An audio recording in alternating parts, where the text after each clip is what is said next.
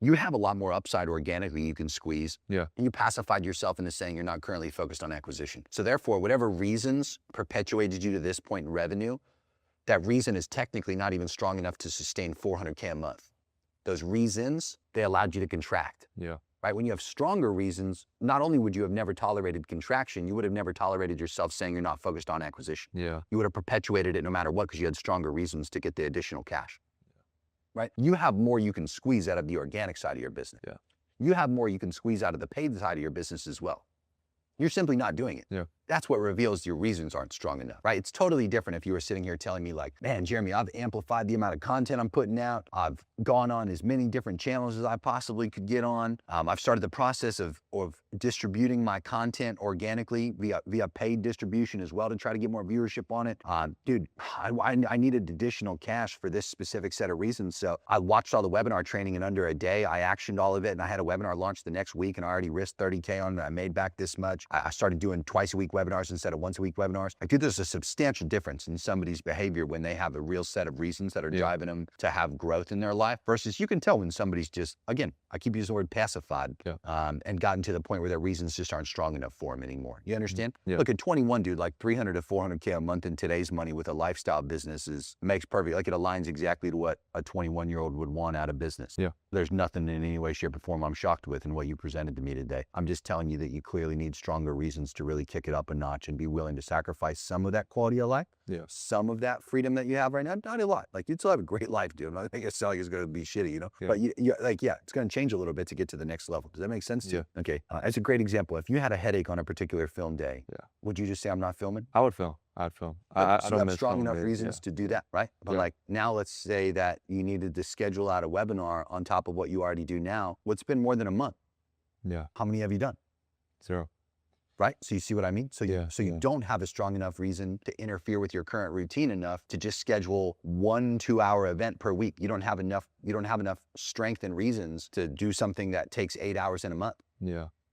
Right? Like why? That's what I mean. Like why? Something's missing. Mm. You understand? You don't just make more money for the sake of the number being larger. Yeah. You make more money because there's a specific set of reasons that matter a lot. It's always reasons back behavior. Yeah. So yeah, moral of the story, your reasons gassed out. Yeah. And I bet that the floor is lower than that. So now it's about, so what would you do? What would you do in my situation? I'd schedule out a weekly webinar. I'd spend more money than what you're comfortable with. I would try to reflect on what the genuine reasons are for why I'd give a fuck to risk that much and why I'd take that slight cost of uncomfort and financial exposure for the upside that I'm going to generate. Because if I'm actually going to take that bet, then I need to be clear on why I'm doing it. Yeah. I need to be super sold on why I'm doing it. Perfect. And as soon as I'm sold on why I'm doing it, I'm then going to see if that's the actual reasons or not, if I follow through. So this last month, did you in any way, shape, or form try to consider why you're trying to make the additional money? I did. I that reason wasn't strong enough, Yeah. and that's why you didn't do it. So that's also how you stress test your reasons. If you don't see any actual actions as a result of thinking, okay, these are my reasons, nothing really changes. We had an inner circle member before he passed away. His name was Ben. And Ben, for a little more than a year, he tried to coast at like 115K a month. And Ben, he lived here in Miami, so he'd frequently show up to my masterminds. And those were my real opportunities to talk with Ben because he wouldn't really he wasn't that ambitious at this particular time in his life. He had just kind of sustained great quality of life. He'd go around, he'd party frequently, he'd go to dinners with all his friends. Again, he had great quality of life by any young person's standards, for sure. Living in Miami, he bought, in his words, a dream car that he had. And no matter what I had attempted with Ben, I just couldn't crack him to try to find a way to like get him to make more than what he was making. And then at the tail end of his life and his time with us here in the group, there was one particular mastermind where I'd walked up to him after seeing him and I was like, great to see you, dude. You fed up with this yet? And he looked at me for a good, 30 seconds.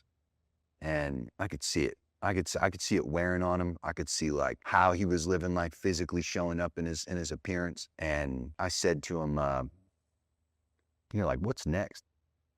Like, can't just be this forever, right? Like what's beyond this?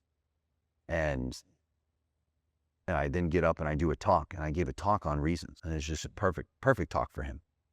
I made him stand up in front of everybody, and I called on him and I said, what's it gonna be?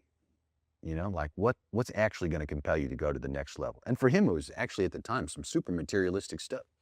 He was hanging around a bunch of his friends that were just richer than him. Yeah. He was tired of being the poorest amongst them, even though he's at 115K a month. And like I said, sometimes just an emotional based reason. He was like, I want to buy this better car.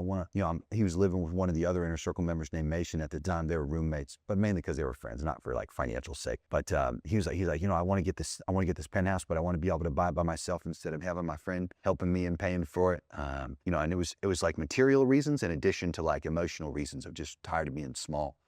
And dude, the next quarter he showed up and he had gone from 115 to 180. And that was huge for him. I mean, that was a big upswing, much more than he had ever done prior. That was the largest upswing I had seen from him as a young man. And in that period of time, he just finally dialed into a set of reasons he actually gave a fuck about. Yeah. So again, all I got to tell you is like the current reasons are your benchmark for where you're at now. You need to take this shit way more serious if you actually want to milk it for what it's worth, or you need to get comfortable with this is it and just sustain what you're doing instead. Because there's no point in talking about growth if you don't actually intend on growing or have a reason to grow.